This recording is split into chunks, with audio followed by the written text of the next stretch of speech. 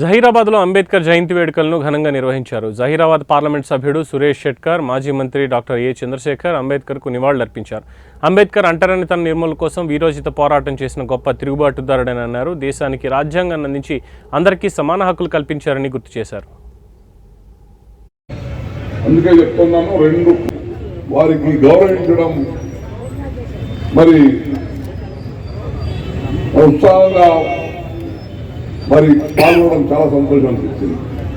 ఎందుకంటే మీకు అందరి తెలుసు, ఈరోజు 75 సంవత్సరాల స్వాతంత్రం ఆనాడు బాబాసాహెబ్ అంబేద్కర్ ఇచ్చిన రాజ్యాంగం వల్లే మరి ఈరోజు మనం బాబాసాహెబ్ అంబేద్కర్ అధ్యక్షుడు మా నరసింహ గారు మరి వారితో పాటు వారి కమిటీ సభ్యులకు అందరికీ పేరు పేరున అభినందనలు జరుపుకుంటూ మరి ఇటువంటి కార్యక్రమానికి మరి ఇప్పుడే స్థానిక శాసనసభ మాణిక్రావు గారు వచ్చారు, వారికి మరి అదేవిధంగా